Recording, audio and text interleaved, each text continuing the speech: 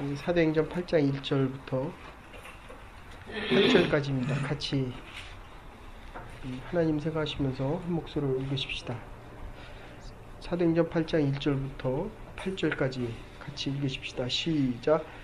사울이 그의 죽임당함을 마땅히 여기더라. 그날에 예루살렘에 있는 교회에 큰 핍박이 나서 사도 외에는 다 유다와 사마리아와 모든 땅끝으로 흩어지니라. 경건한 사람들이 스데반을 장사하고 위하여 크게 울더라. 사울이 교회를 전멸할새 각 집에 들어가 남녀를 끌어다가 옥에 넘기니라. 그 흩어진 사람들이 두루 다니며 복음의 말씀을 전할새 빌립이 사마리아 성에 들어가 그리스도 백성에게 전파하니 우리가 빌립의 말도 듣고 행하는 표적도 보고 일심으로 그 말하는 것을 줬더라. 많은 사람들이 붙었던 더러운 귀신들이 크게 소리를 지르며 나가고 또 많은 중병자와 안진뱅이가 나오니라. 그 성에 큰 기쁨이 있더라.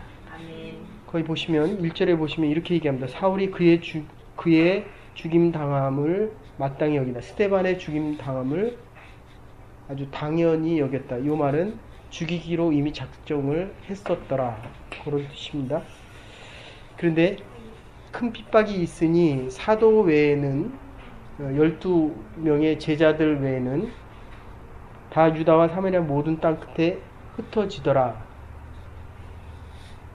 그럴 때 스데반의 죽음을 보고 경건한 사람들이 스데반을 장사하고 위하여 크게 울더니 사울이 그 교회를 전멸할새 각 집에 들어가 남녀를 끌어다가 옥에 넘기니라. 자, 보세요.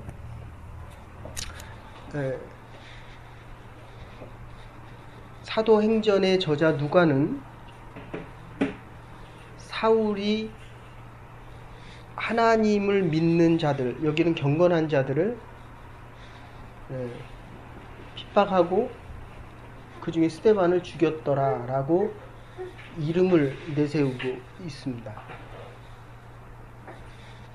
그가 사도 바울이 됩니다. 지금 한 4-5가지를 지금 문제 제기하려고 하는데 뒷부분은 우리가 못 읽었는데 왜 그리스도를 믿는 자들 그 중에서도 우리가 앞에서 기억할지 모르겠지만 헬라파 유대인들을 핍박을 했느냐 하는 게 메인 문제 제기입니다. 그러니까 여기서 지금 사도들 히브리파 사도인들은 놔두고 헬라파 사도들 그 중에서도 스데반은 헬라파 집사죠. 초대 7집사 중에 한 사람이 먼저 죽임을 당합니다. 그러니까 문제제기는 그거예요.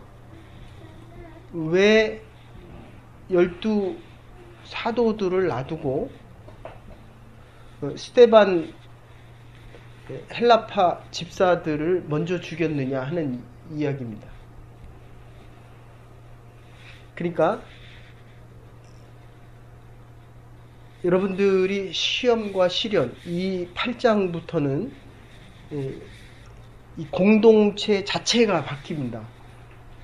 예루살렘에서 사마리아로 바뀌는 거예요. 그러니까 이 사마리아라고 하는 곳은 유대 사람들이 근처에도 가지 않을 뿐더러 보려고도 하지 않고 지나가려고도 하지 않습니다.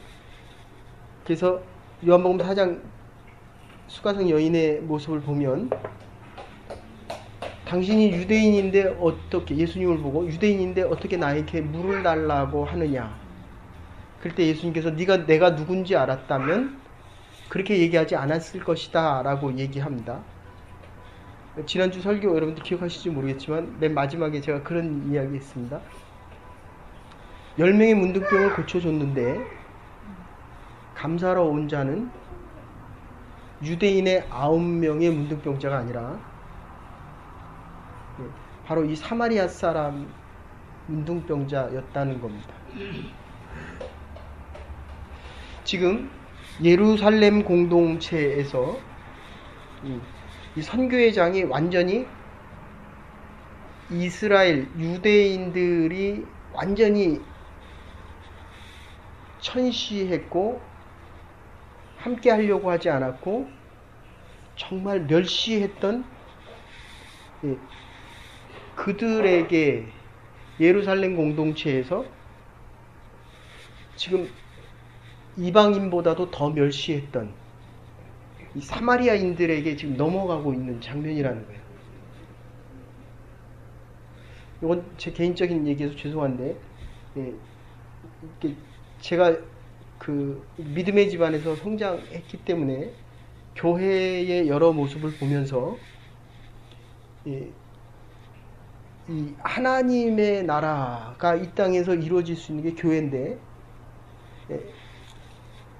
유럽에서 기독교라는 것이 생겼음에도 불구하고 사실은 바울이 이 예루살렘 공동체에서 바울이 사실은 소아시아로 가고 싶었는데 성령께서 유럽으로 가라고 해서 유럽으로 가서 기독교가 융성하기 시작합니다. 그래서 종교개혁을 일으킨 루터와 켈빈에게 이 기독교가 가장 화려하게 편하기 시작하는데, 그들은 하나님의 나라가 독일과 스위스가 되기를 원했어요. 그러니까 그들의 개념 속에는 전도라는 말과 선교라는 말 자체가 없습니다. 이때 끝에 가서 여러분들이 그렇게 전도하는 방법을 얘기해 달라고 하는데, 제가 의도적인 것도 있어요. 방법을 먼저 배우면 이 전도에서 가장 중요시 여기는 이 빌립이 이디오피아 내시에게 다가가는 성령의 역사가 많이 제한되어집니다. 전도의 방법 5가지에 대해서 이따가 얘기하려고 하는데, 그런데 이 하나님의 나라가 사도행전 1장 11절에도 그렇게 이야기합니다. 너희들이 본 그대로 내가 다시 오리라. 예수님께서 이렇게 말씀하셨기 때문에 이들은 하나님의 나라가 우리나라에 임하기를, 하나님의 나라가 내 나라에서 이루어지기를 원했다는 거예요.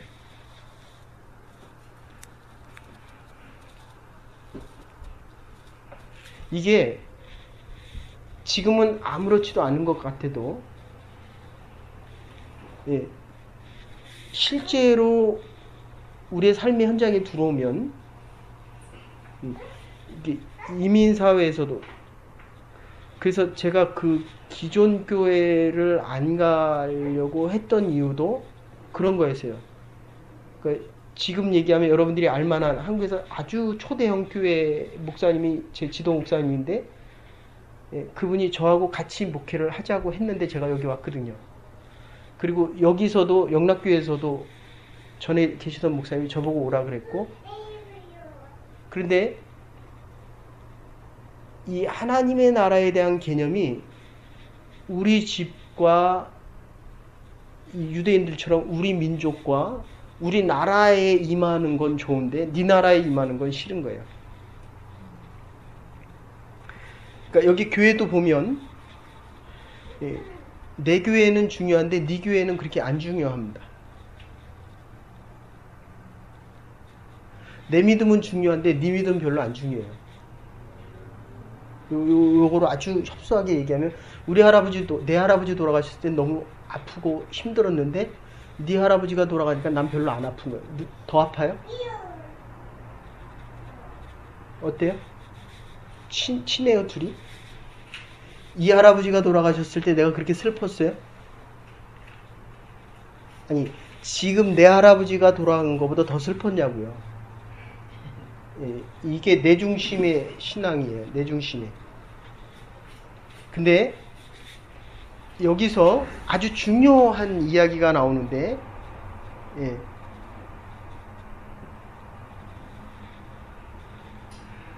빌립이 전도하는 모습을 보고 시몬이라고 하는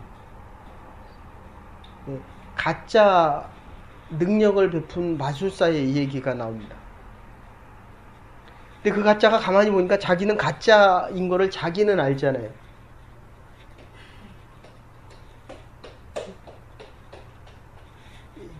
자꾸 이렇게 변장하자. 이게 난 그 주일날 올 때 너무 이뻐가지고 그 생각을 해요.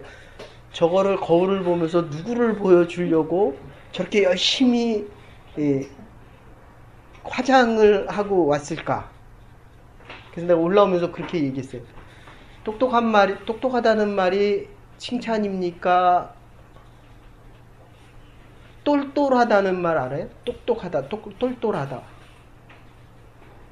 기독교에서는 똘똘하다를 더 선호해요.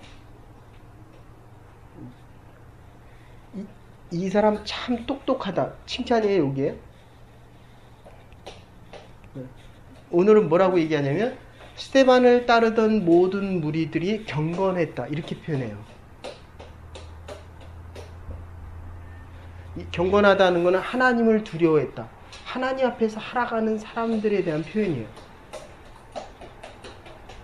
그런데 지금 그것을 서기관과 바리새인들, 유대인들, 율법을 잘 지키는 사람들에게 쓰지 않고 스데반을 따르던 헬라파 무리들에게 쓰고 있다는 거예요. 지금 스데반이 뭘 그렇게 봐요, 그거. 안 봐도 돼, 안 봐도 돼. 지금 스데반이 순교를 했습니다. 그래서 사람들이 슬퍼요. 얼마나 슬픕니까? 믿음의 아버지요. 이렇게 본을 보이고 그 다음에 예수님이 가신 그 길을 그대로 따라간 사람이 우리 곁을 떠나니까. 근데 예수님께서 뭐라 그럽니까? 나를 위해서 울지 말고 너와 내 자녀들을 위해서 울어라. 제가 아는 선배 목사님이 이게 북한에 계실 때 아주 존경하던 목사님이 있는데 그분이 이게 피난 와서 그 다음에 없어지셨어요. 그래서 수소문에서 찾아보니까 소록도에 가 계신 거예요. 그 초대형 교회 목사님인데 뭐 이름만 대도 여러분 다 아는 분인데 그분이 그래서 물어봤대요. 왜 목사님 같은 분이 여기 와서 목회를 하십니까? 신사참배 때 내가 신사참배를 했습니다. 내가 너무 부끄러워서 지금 살아있는 게 너무 부끄러워서 지금 그래도 여기 와서 이분들에게 하나님의 말씀을 전하고 있는 것이 얼마나 감사한지 모르겠습니다. 자, 제가 그런 질문을 많이 했어요. UT에서 성경 공부 시작할 때 20년 전에 젊은이들한테 그렇게 질문했어요. 총 들고 이 밖에서 북한 군인들이 서 있다고 한다면 지금 예배 드리러 들어오면 스데반처럼 죽임을 당한다고 하면 들어올 사람이 몇 명이나 되겠냐. 그러니까 이게 지금 첫 번째 질문이 그거예요. 스데반처럼 죽임을 당했기 때문에 지금 사울이 죽였다 그러잖아요. 이게 계획적으로 죽인 거거든요. 그러니까 율법을 어겼기 때문에 죽인 거거든요. 계획적으로 이미 죽여놨기 때문에 죽인 거를 당연하게 생각했거든요. 그러니까 죽이는 자가 죽임을 당한 자들, 죽이는 자가 죽임을 당한 자들에 대해서 죄책감을 전혀 못 느끼는 거예요. 그래서 이 종교적인 원한은 이게 네 편 내 편을 떠나서 그래서 북한이 무서운 거예요. 이게 신앙, IS, 이슬람 교도들, 과격분자들, 이거는 죽음을 넘어선, 이즘을 넘어선 신앙적인 순교다. 이렇게 되면 얘기가 달라지거든요. 그래서 지금 스데반이 순교를 한 것을 이제 울잖아요. 근데 그게 지금 잘 된 겁니까? 못 된 겁니까?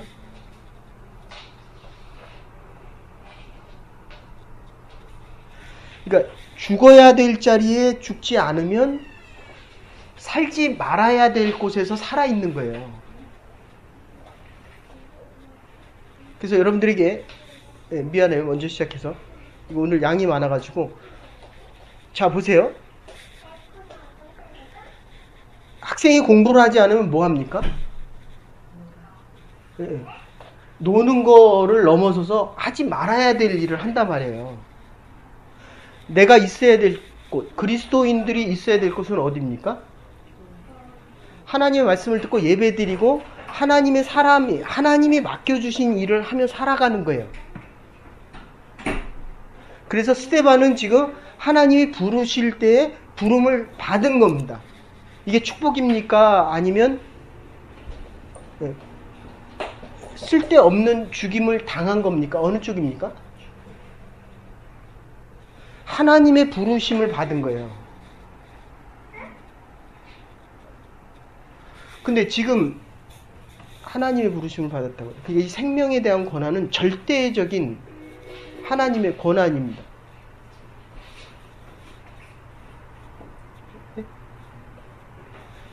그런 얘기 자주 하잖아요. 지금 우리가 여기 있는 게 지금 내가 나왔습니까? 하나님이 부르셨습니까?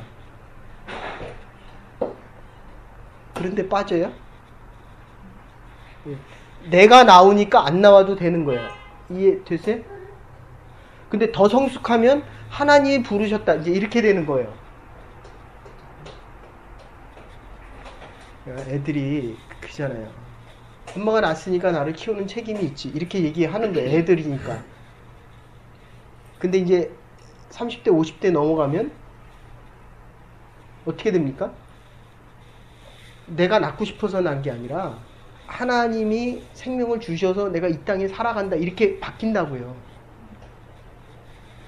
지금 이게 오늘 첫 번째 질문이 그거예요. 네.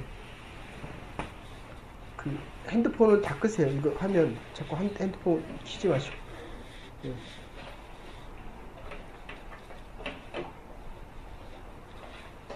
자, 먹으면서 들으셔도 돼. 먹으면서.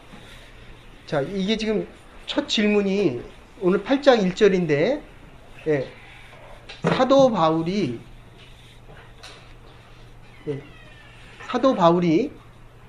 그러니까 사도 바울이 아니라 사실은 사울이죠. 사울이 스데반 죽인 것을 당연히 여기더라. 계획적으로 죽였다는 거예요. 그러니까 죽여놓고 이게 참 잘했다라고 생각하는데 죽임당한 스데반의 입장에서는 이게 억울한 죽음이냐, 그러니까 이게 쓸데없는 죽음이냐라는 질문을 지금 던지는 거예요. 그런데 그거를 조금 더 설명하면 사람이 죽어야 될 때 하나님의 부르심에 응하지 못하면, 그러니까 하나님이 원하시는 대로 물질과 시간과 우리 인생을 쓰지 못하면 다 쓸데없는데 쓰는 거예요. 부도라는 말 알죠? 그죠? 내가 쓸 수 있는 돈보다도 많이 쓴 거예요. 그러니까 살아야 될 때에 하나님이 원하시는 대로 살지 못하면 하나님이 부르실 때 더 살려 그래요. 하나님이 오늘 부르셨어요. 미안해요. 네. 지금 몇 살? 아멘. 할렐루야. 하나님 너무 감사합니다. 가겠어요? 하나님 잠깐만 기다리세요. 이렇게 하겠어요? 그러니까 이게 안 되면 이제 어떻게 되냐면, 그래서 30년을 더 살았어요. 그래서 33세 갔어요. 근데 하나님이 부르실 때 안 갔으면 30년을 살아도 나는 더 살았는데 하나님 앞에 필요한 거는 하나도 못했다는 거예요. 그럼 30년을 더 부도낸 거예요. 그런데 스데반을 하나님이 부르셨는데, 그래서 이제 아까 그 목사님 말씀을 한 거예요. 내가 죽어야 될 때 죽지 못했더니 사는 인생이 정말 이 소록도에 가서 살아도 부끄러운 거예요. 그래서 이 사울이라는 사람이 스데반을 죽임으로 인해서 스데반의 모든 신학과 믿음과 가치가 사울에게 들어와서 이게 바뀌어서 바울이 됩니다. 근데 우리가 또 하나 생각해야 될 것은 스데반의 죽음을 보고 오늘 본문에 보면 경건한 무리들이 울더라. 경건하다고 표현해요.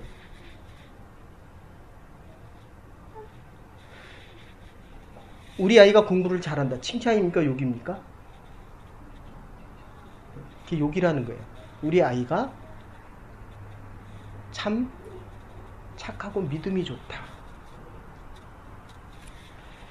이 경건이라는 말은 별로 사용이 안 됩니다. 뒤에 가서 이제 경건한 무리들에 대한 얘기가 나오는데, 헬라파하고 히브리파 사람들이 있었는데, 사도들, 히브리파 제자들, 12제자들을 제껴놓고 지금 스데반이 먼저 죽고, 오늘 본문에 누가 등장하냐면 빌립이 등장해요. 빌립은 7집사 중에 한 사람입니다. 그러니까 사도들은 말씀을 가르쳤고, 그 다음에 이 집사들은 뭐 했냐면 친교와 봉사를 합니다. 근데 여기서 사도 바울이, 죄송합니다. 그 사울이 핍박하는 것을 중심으로 인해서 예루살렘 공동체에 있었던 믿음의 사건들이 전부 사마리아로 간다는 거예요. 오기 전에 얘기했지만, 이 기독교는 마틴 루터와 존 켈빈조차도 예수님께서 승천하셔서 이 감람산으로 다시 온다는 이 믿음 때문에 영국이, 독일이, 스위스가 하나님의 나라가 되기를 원했어요. 이 기독교가 힘든 게 뭐냐면, 하나님의 축복을 받으면 받을수록 내 축복에는 관심이 더 있는데 네 축복은 상관이 없는 거예요. 관심이 없는 거예요. 그래서 제가 물어봤어요. 둘이 친하잖아요. 그죠? 아니, 셋이 친하잖아요. 할아버지가 다 돌아가셨어요. 하나님이 부르셨어요. 돌아가셨다. 우리의 영혼이 하나님 나라에 갔다. 그런데 이 집 할아버지를 부르셨을 때 내 할아버지가 돌아가신 것만큼 마음이 아팠어요?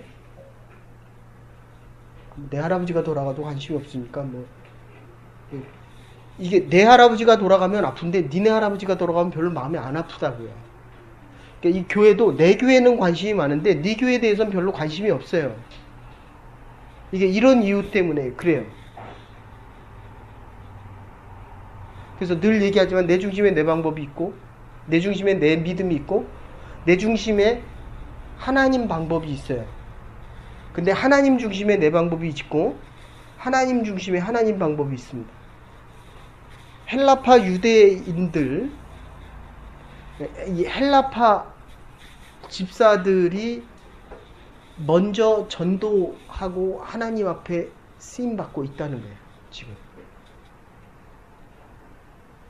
그래서 이 양반과 쌍놈이라는 것도 한국 광화문에 가면 연동교회가 있어요. 이게 쌍놈들 교회예요.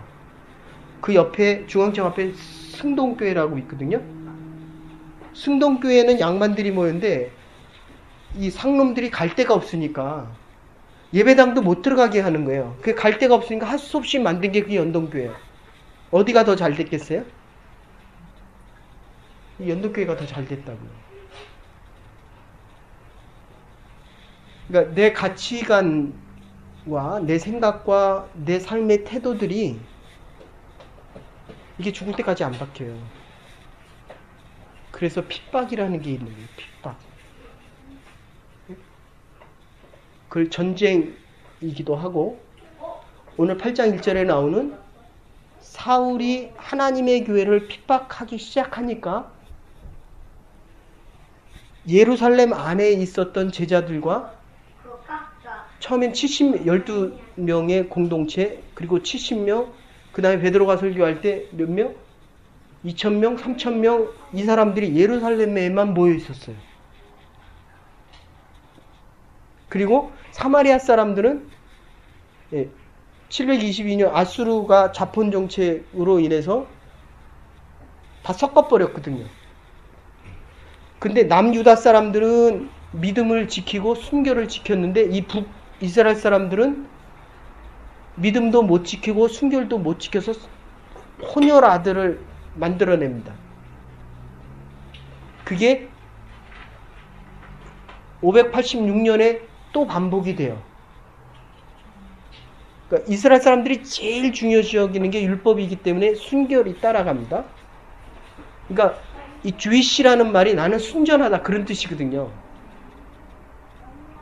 근데 하나님 앞에서의 순전함은 혈통이 순전한 것보다도 하나님 외에는 다른 것을 바라지 않는 믿음의 수직적인 순전함을 이야기합니다. 근데 주이시는 지금까지도 주이시여야만 돼요.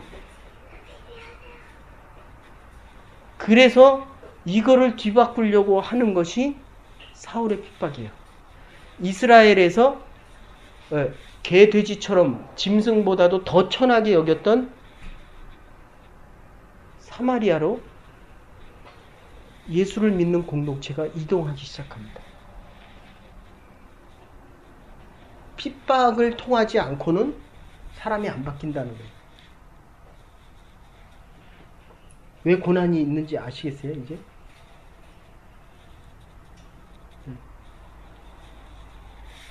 제가 봐도, 여기서 정말 4,5천 명을 봐도, 정말 그러니까 교육으로도 안 바뀌고요.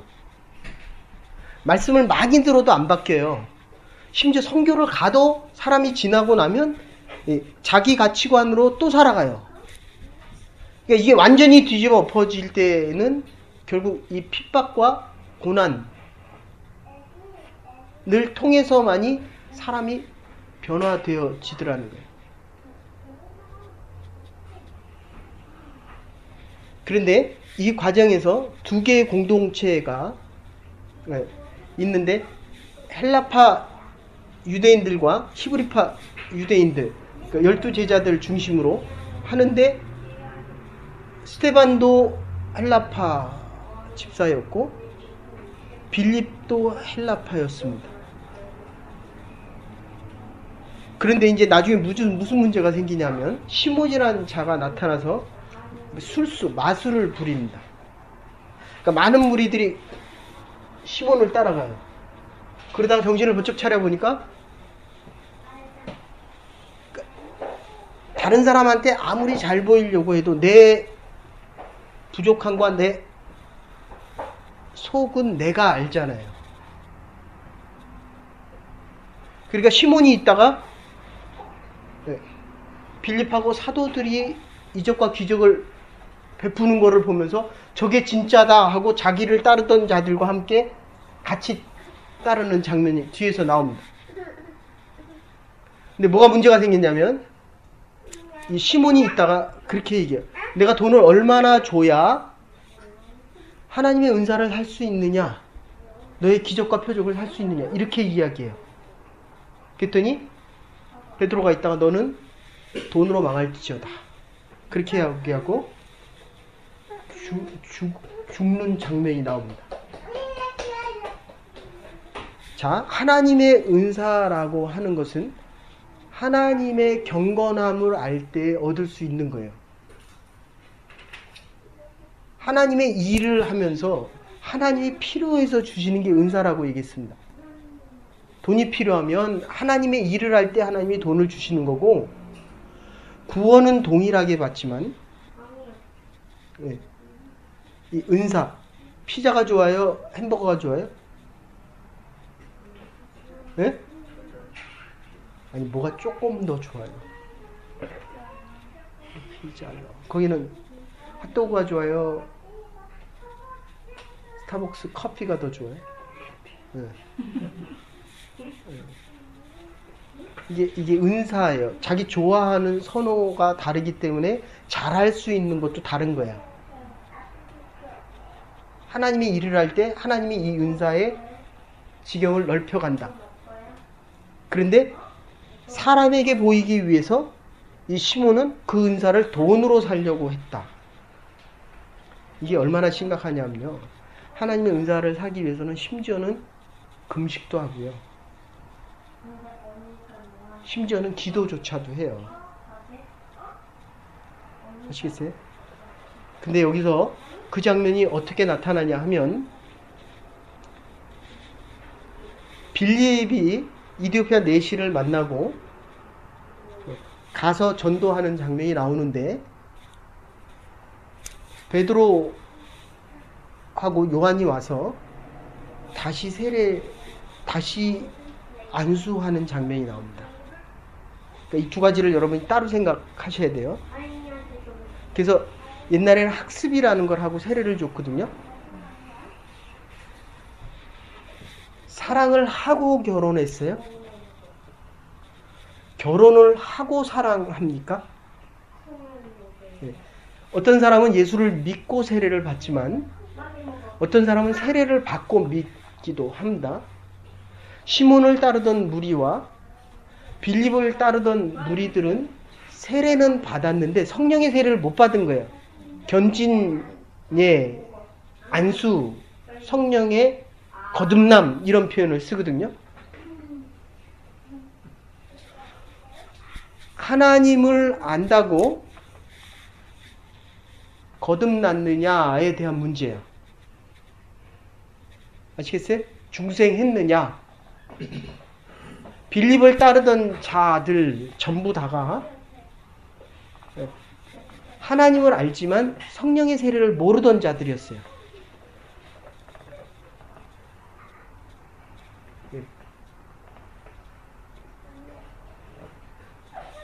이게 얼마나 심각하냐면 그래서 순복음교회 개통에서는 그렇게 얘기합니다.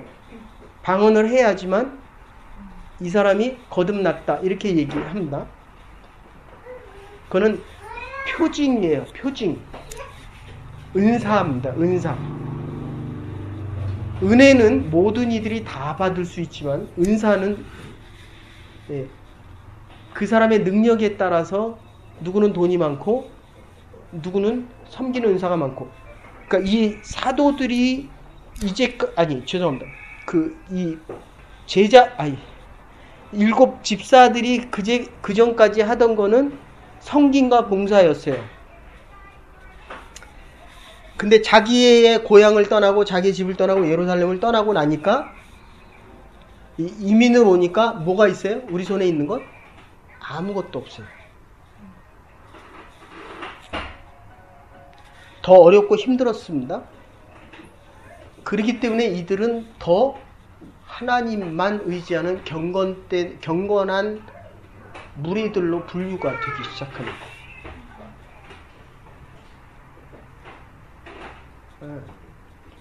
없는데도 하나님을 못 바라보면 더 많은 것을 은사적으로 바라기는 쉽지 않아요. 그러니까 지금도 내 믿음이 이렇게 흔들리면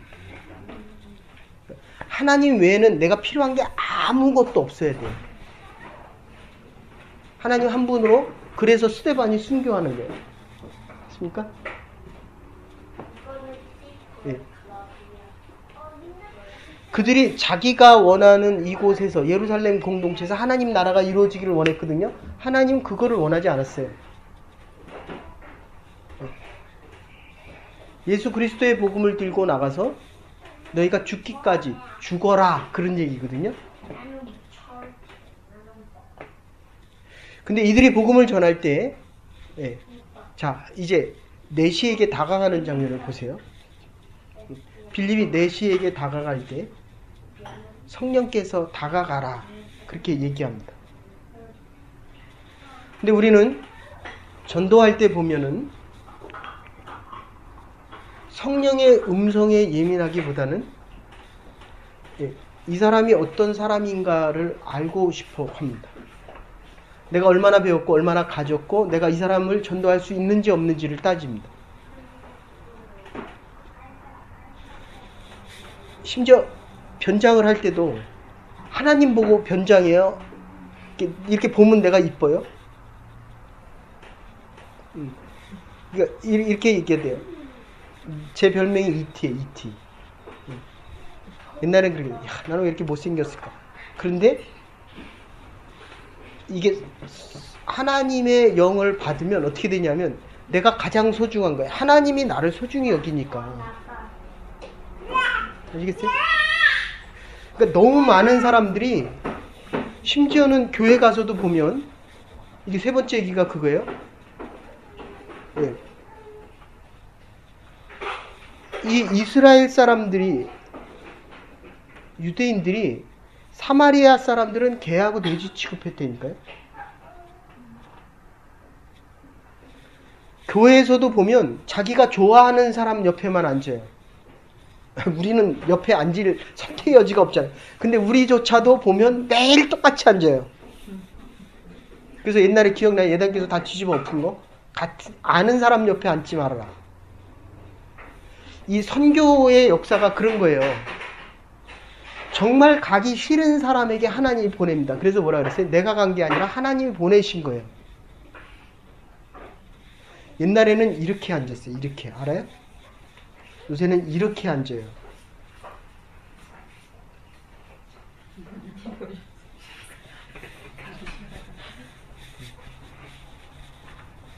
껐다 가면 또 하나님 핑계대요. 지가 해놓고 하나님이 그랬다고. 그러면 순교를 해야 돼요.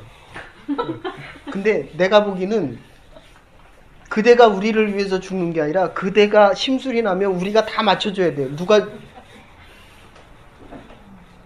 다시요.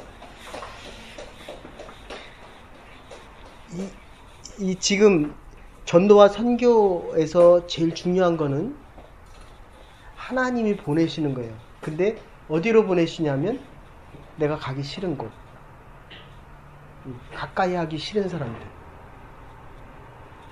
유대인들이 제일 싫어했던 것이 이 이방인들이었어요.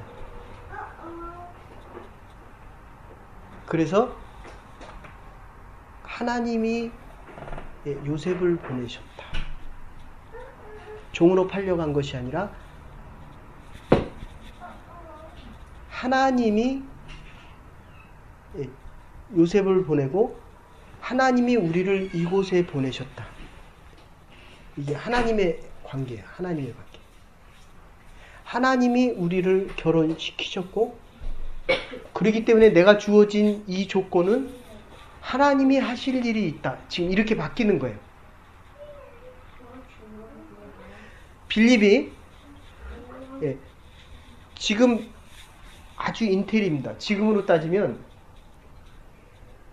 이 사도들은 저 시골교회 출신들이지만 이 헬라파 집사들은 예일 하버드 출신들이에요. 근데 학벌이 중요한 게 아니라 하나님의 말씀에 대해서, 그때는 헬라어를 쓰면 지금 영어 사용하는 것보다도 훨씬 더 레벨이 높았습니다. 근데 그들의 문제는 하나님의 말씀을 많이 알았는데 성령의 체험을 못했다는 거예요. 사도들은, 특히 베드로는 예수님이 묻잖아요. 너는 나를 누구라고 하느냐? 주는 그리스도시요 살아계신 하나님의 아들 바요나 시몬아 네가 복이 있도다. 근데 그것을 알게 한 거는 너의 혈과 육이 아니라 누구다? 하늘에 계신 너의 아버지다 라고 하면서 성령의 역사와 성령의 능력을 받고, 그랬음에도 불구하고 예수님께서 돌아가시니까 고기 잡으러 또 가잖아요. 안 바뀌잖아요. 떠나지 말라고 하는 예루살렘에 모여 있다가 성령의 체험을 하고서야 이제야 변화되어져서 하나님의 복음을 전할 때 수많은 사람들이 성령을 체험하게 합니다. 여러분들이 꼭 하나 기억할 것은 장로님들 직분은 은사적입니다. 장로를 30년, 50년 하고 교회 봉사를 권사로서 30년, 40년 해도 하나님 나라의 부르심에 대해서 정말 기뻐하면서 이 나라가 있고 이 땅의 나라가 있고 하나님의 나라가 있어요. 이 땅이 자꾸 줄어들어야 하나님의 나라가 자꾸 커지는 거예요. 여기에 마음이 자꾸 포기가 돼야 하나님의 나라, 영원한 나라가 자꾸 커지는 겁니다. 여러분들이 늘 물으셔야 돼요. 하나님이 오늘 나를 부르신다고 하면 내가 뭐라고 하고 응답하고 하나님의 나라에 갈 수 있을까를 늘 물으셔야 된다는 거예요. 그럴 때에 하나님의 말씀에 대해서는 알고 있지만 이 성령 체험을 하지 못하면, 아까도 얘기했지만 어떤 사람은 교회에 믿고 성령 체험하고 교회 나오는 사람들이 있지만 어떤 사람들은 오랜 교회 생활을 통하고도 성령 체험을 못하는 사람이 있어요. 무게중심이 하늘나라로 안 바뀐다는 거예요. 그런데 돌아가시는 모습을 보면 아주 훌륭합니다. 기쁘고 감사하고 얼굴이 평안하고 누가 봐도 저 사람은 정말 하나님의 품에 안겼다라고 하는 분이 있지만 그렇지 못한 분이 있다는 거예요.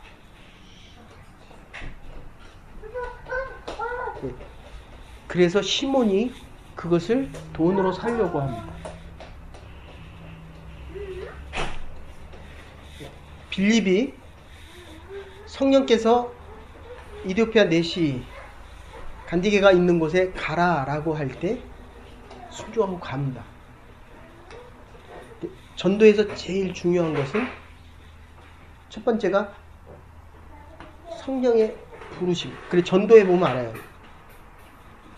원주민 선교 같은 데 가면 왜 목사님이 전도하면 다 예수님 영접하냐는 거예요. 그 말을 바꾸면 성령께서 가라는 데만 가면 돼요. 사람들이 막 지나가는데 통과. 저 사람 한 밭에서 일하고 있어도 가야 돼요. 그 뭡니까? 마차를 타고 가는데 그 인원들이 보통 한 70명 정도 됩니다. 적어도. 그럴 수 있잖아요. 이게 적어도 장관이고 이 회계하는 그 장관 정도면은 왕의 최측근이잖아요. 그 오려고 그럴 때 네가 뭐냐 하고 호위 군사들이 충분히 막을 수도 있고 내가 갔을 때 너 누구야? 이럴 수도 있잖아요. 근데 너무 많은 부분들이 우리가 이 땅을 살아가면서 될지 안 될지를 내가 결정해요.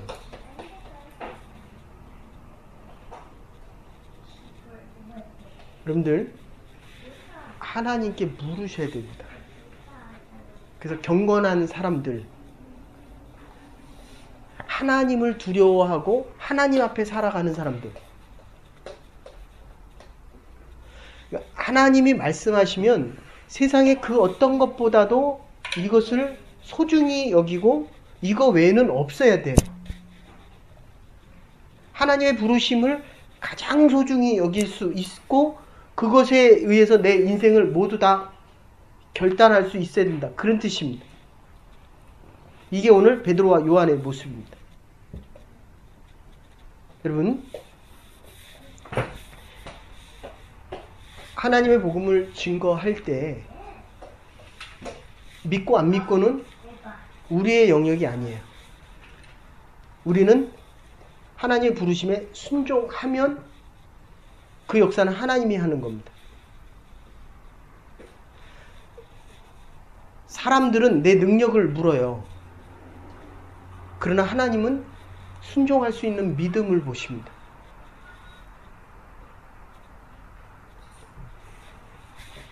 우리의 살아가는 삶의 모습을, 내가 사람을 사귈 때도 그래요. 이 사람이 나하고 맞느냐. 세상은 더 그래요. 사는 것도 좀 비슷하냐. 이제 보세요. 여기 애들 학교 보내면 이 집 엄마는 뭐 하냐. 네? 집에 침대, 가구가 고급이냐. 이런 거 본다고요. 제가 얘기하잖아요. 저희가 아파트 살 때 애들이 오더니 안 온대요. 그 다음부터. 그럼 애가 상처 받아요? 안 받아요? 그러면 아이가 믿음이 있는 거예요? 없는 거예요? 믿음이 없는 거야. 됐어요? 그래, 오지 마. 그러면. 그렇게 얘기할 수 있어야 돼요. 사람들이 나한테 얘기하는 거에 민감해야 안 해요? 내가 얘기하는 건 더 민감해요? 덜 민감해요? 그러니까 더 민감해요? 덜 민감해요?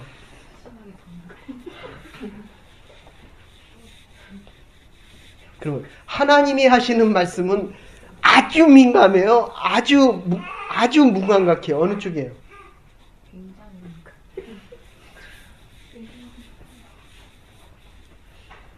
하나님의 음성에 예민하십시오. 그러면 사람들의 평판에 대해서는 신경을 쓰지 않습니다.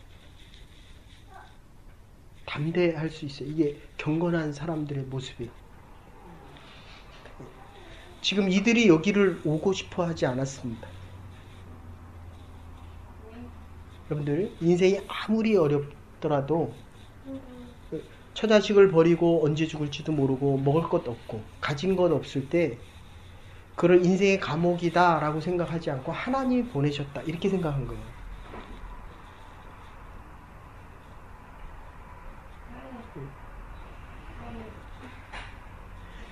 지금 오기는 내가 왔을지 몰라도 하나님이 보내신 거예요. 이곳에. 그래서 하나님이 여러분에게 지금 말씀하고 계시는 거예요. 하나님의 말씀을 듣고 성령에 아주 민감하면 세상이 작아 보입니다.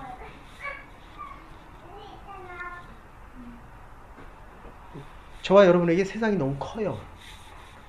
그래서 할 수 있는 게 아무것도 없어.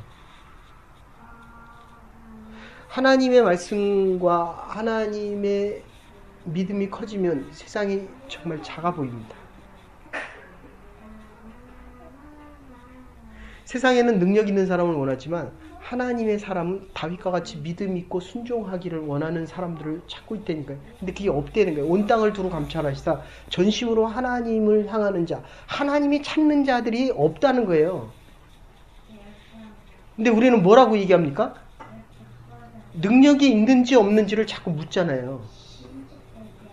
하나님이 여러분에게 성경에 보세요. 능력이 있는 자를 찾은 곳을 가지고 저한테 와보세요. 한 군데도 없어요. 하나님의 사람에 대한 가장 표징은 하나님의 음성을 듣고 순종하더라. 이게 다예요. 그리고 하나님의 일을 시키면서 아브라함이 믿음이 있었어요? 아니에요. 하나님에게 순종하니까 믿음이 생깁니다. 다윗이 능력이 있었어요? 아니에요. 목동이었어요. 하나님께 순종하고 또 순종하고 또 순종하고 어떤 어려움 속에서도 하나님을 바라볼 때 하나님이 높이 세우십니다. 빌립이 사도 대신에 쓰임받을 수 있었던 유일한 이유 하나는 그가 하나님의 말씀에 대해서 많이 알고 있었다는 거예요. 이게 두 번째입니다. 하나님의 말씀에 대해서 많이 알면 알수록 세상이 작아 보입니다. 지금 너무 크죠, 세상이. 가도 끝이 없죠. 산 넘어 산이죠. 하나 넘은 줄 알았는데 더 큰 산이 오죠. 내가 버려야 될 것을 못 버리고 아직도 세상에 연연하고 있으니까 이게 계속 큰 거예요. 하나님이 커지면 세상이 정말 작아 보입니다.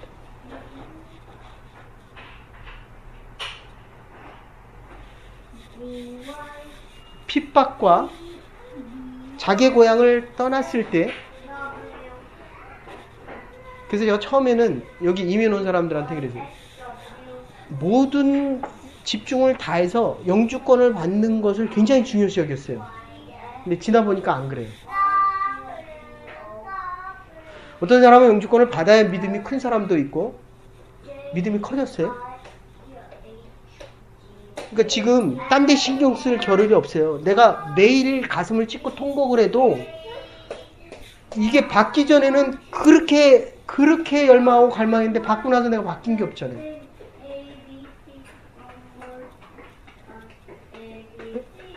그거를 받으려고 우리가 얼마나, 나는 그런 생각해요. 우리가 정말 몇 안 되고 가진 것들이 없으니까 하나님 그래도 그거 하나 주십시오 라고 기도했지만 그거보다도 하늘나라의 이 티켓, 하늘나라 가는 티켓을 받았으면 얼마나 좋을까라는 생각이 훨씬 더 많이 들어요. 훨씬 더.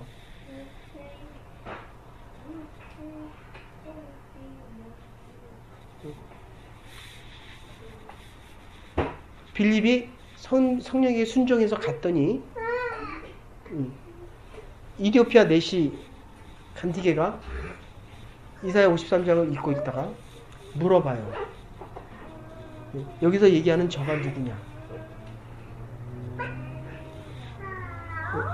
이사야 53장을 읽고 그러다가 물어봐요. 어떤 청년 하나가 아버지한테 이 저가 누굽니까? 그랬더니 아버지가 쥐치한테 탁 때렸어요. 그리고 그 친구가 모르고 영국에 가서 공부를 하다가 그게 예수 그리스도라는 사실을 알게 됩니다. 유대인들은 예수 그리스도가 메시아라는 사실을 그렇게 싫어해요. 다윗 십자가를 지고 무능하게 죽어가는 게 아니라 세상을 다 뒤집어 엎어줄 그럴 메시아를 기다리고 있기 때문에 예수는 메시아가 되면 절대로 안 돼요. 십자가에서 무력하게 죽었기 때문에. 그러니까 저와 여러분들이 바라는 우리가 믿는 메시아가 이 세상의 부귀와 영광을 가지고 나에게 필요한 대로 다 채워주는 그 메시아를 기다리고 있는 거예요. 그러니까 이게 자꾸 멀어지는 거예요. 물론 지금 빌립이 간 이 이디오피아 내시 두 번째가 예수 그리스도 모든 말씀을 많이 알고 있는, 그러니까 전도하려면 하나님에 대해서 말씀에 대해서 많이 알아야 되는데 첫째가 순종이라고 한다면 이 말씀은 제가 보니까 그래요. 말씀을 몰라도 처음부터 끝까지 이 성경 66권이 어디로 관통하고 있다고요? 예수 그리스도로 관통하고 있어요. 내가 너를 알고 세상을 알고 세상의 능력을 갖는 거 중요하지만 가장 중요한 거는 예수 그리스도가 내 중심에 오셔서 나의 모든 것 되시는. 그게 아까 경건으로 표현됐다 그러면 지금은 예수 그리스도 한 분으로 만족할 수 있다면 이 성경이 통해. 설교를 들어도 이해가 안 된대요. 이해가 되잖아요. 성령께서 예수 그리스도가 성령으로 내 마음에 임재하시면 하나님의 말씀이 달게 느껴집니다. 내가 읽어도 일반 책보다도 더 재미있고 드라마보다도 더 재밌어요.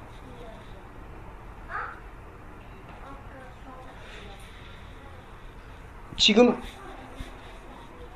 첫 번째가 성령에 대한 순종이라고 한다면 두 번째가 하나님의 말씀에 대한 이해인데 이게 성령의 인치심 있는 자들,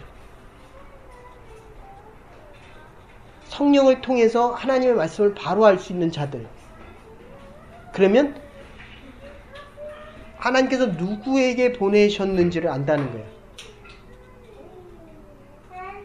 그가 가장 큰 자입니다. 하나님께서는 지금 여기서 이디오피아 내시 따지고 보면 높은 자로 나오지만 그래서 이때 그래서 이디오피아가 95%까지 그리스도인이었어요. 아시나요? 그리고 이때 이 내시가 가서 지은 교회가 2000년 된 교회가 아직도 이디오피아에 있는 거예요. 하나님께서 한 사람을 통해서 한 국가를 바꾸는 거예요. 한 사람의 순종을 통해서. 한 사람을 통해서 내 집안을 하나님께서 완전히 바꾸기를 원하시는 겁니다. 여러분 부탁드립니다. 하나님을 아는 자가 되지 마시고 하나님을 믿는 자가 되세요.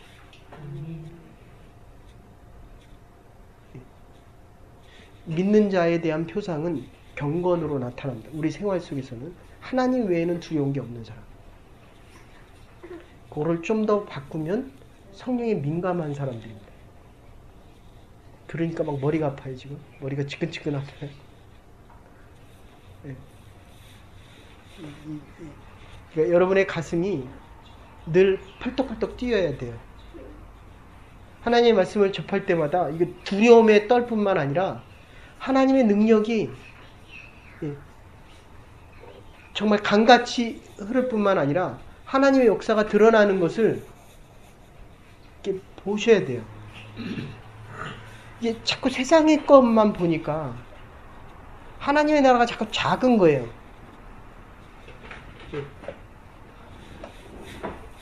자 보세요.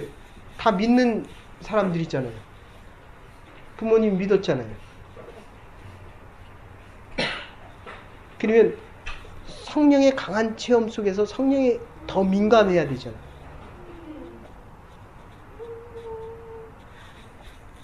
앞에서 얘기한 대로 하면 세례를 받았는데 죽을 때까지도 성령의 거듭남을 모른 채 죽어간다니까요.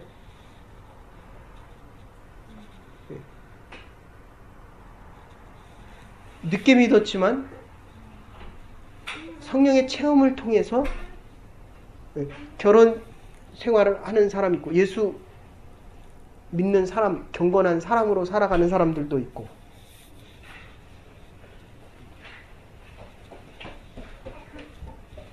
스데반이 죽은 것 스데반이 죽은 것 사도 바울은 당연하게 여겼습니다. 그런데 그것은 하나님의 계획 속에 있는 사울을 바울로 바꾸는 계획이었다는 거예요. 하나님께서 저와 여러분들을 이 복음 증거자로 쓰셔야 됩니다. 그게 안 되면 시련이 아니라 천재지변을 일으킵니다. 그래야 바뀌니까. 여러분들 이렇게 당하는 작은 과정에 얼마나 예민해요. 근데 정말 많은 시간이 지나고 나면 그게 있으나 없으나 여러분의 삶에 그렇게 큰 변화가 없어요. 근데 하나님의 부르심에 작은 것에 순종해 보십시오. 그때는 정말 작은 것 같아요. 하루 성경을 한 장 읽고 기도를 30분 하고 사람들은 그거를 왜 하느냐라고 하지만 10년, 20년 지나면 전혀 달라있는 내 모습을 봐요. 하나님 외에는 하나님의 경건 외에는 내가 필요로 하지 않는 것을 본다는 거예요.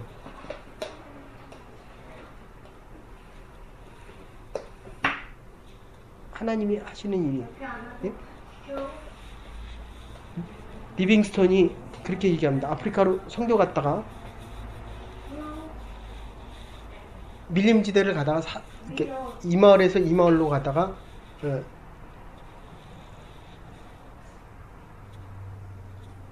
사자를 만났는데 사자가 이렇게 그 쥐새끼 그 개가 이렇게 고양이나 쥐들이 이렇게 하듯이 이렇게 놓고서 이렇게 툭툭 치는 거예요. 이렇게 툭툭. 우리 인생이 그래요.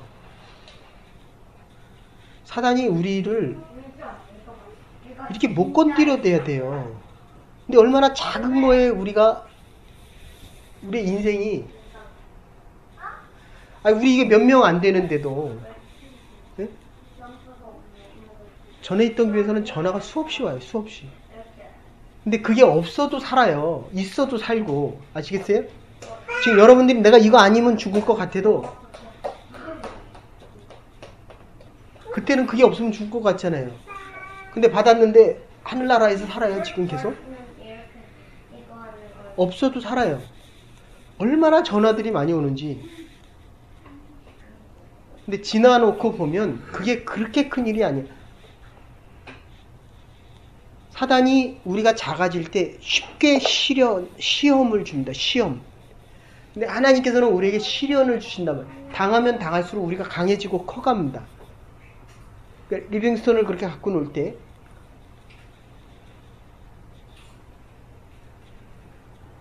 결국 사자가 두고 가요. 그러니까 사람들이 와서 물어봐요.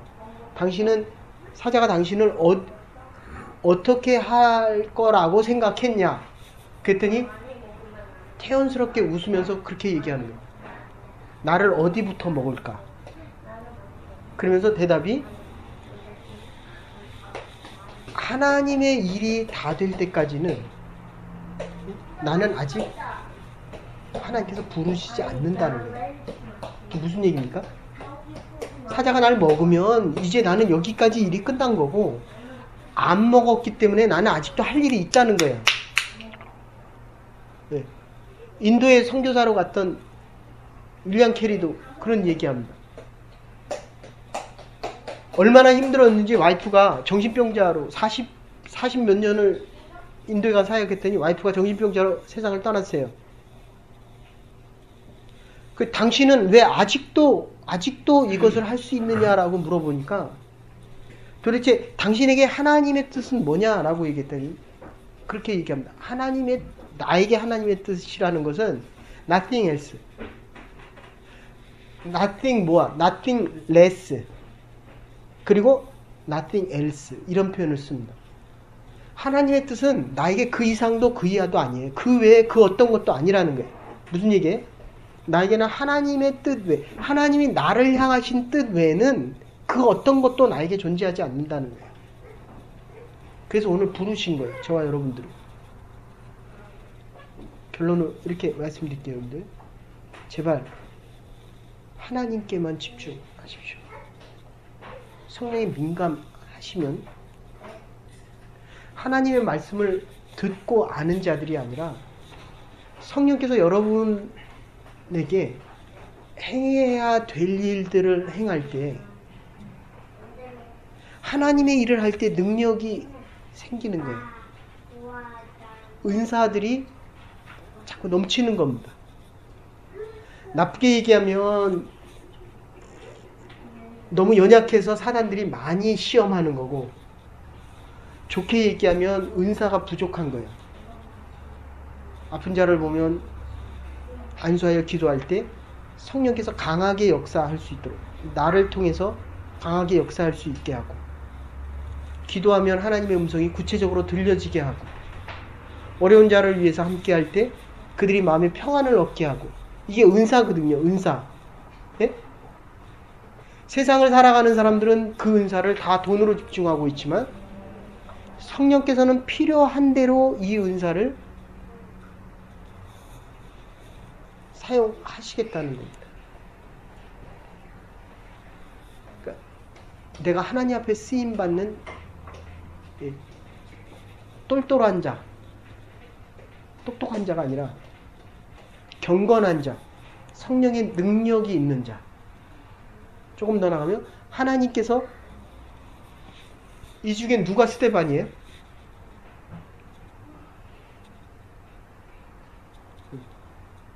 내가 스데반이 돼요. 하나님이 지금 부르시더라도 갈 수 있는 믿음의 용기와 응답이 있는 자, 하나님의 때를 가장 잘 알고 지금 쓰임 받기 때문에 하나님이 보내시는 어느 곳에서라도 하나님의 일을 행할 수 있는 자. 이제 우리 교회가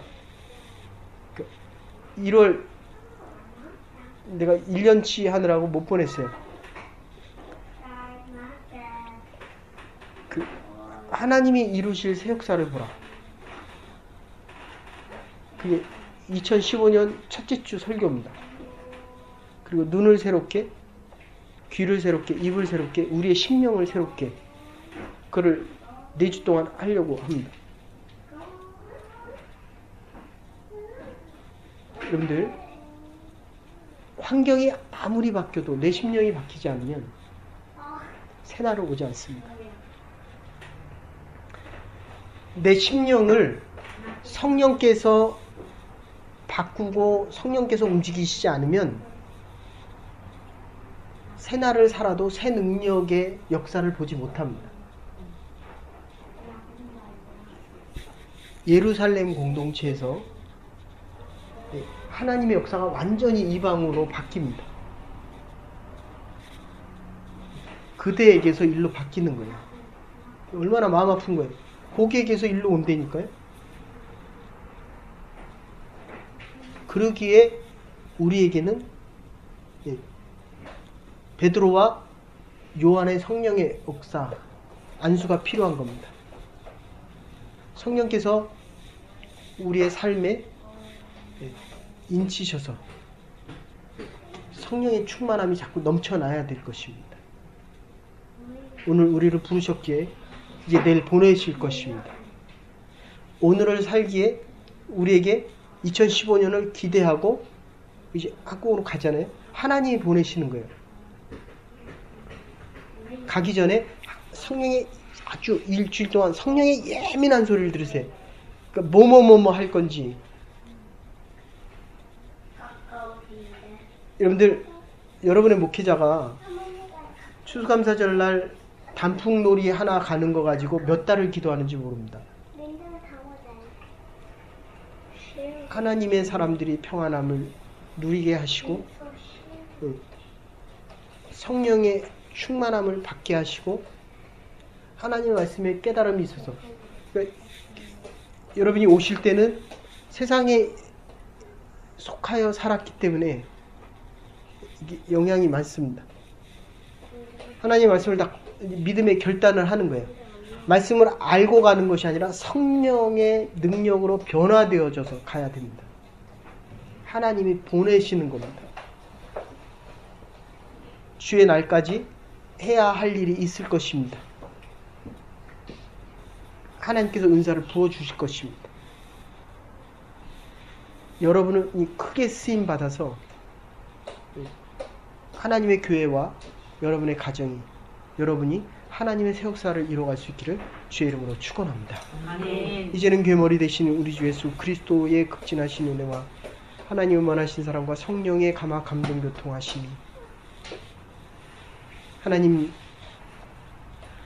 우리의 역사가 이방으로 옮겨질 때마다 하나님께서 행하실 그 새 역사와 새 꿈과 새 능력을 기대하게 하시고 남은 날들 살아가는 동안에 하나님의 복음 증거자로 성령에 민감하여서 성령의 능력 가지고 성령의 역사를 이뤄갈 수 있는 하나님의 사람들 믿음의 결단과 깨달음 위에 하나님의 교회와 각 가정 위에 일터 위에 이제로부터 영원토록 함께 하시옵기를 축원하옵나이다. 아멘. 아멘. 하나님의 역사를 이루어갈 수 있는 저와 여러분과 하나님의 가정이 되기를 원합니다.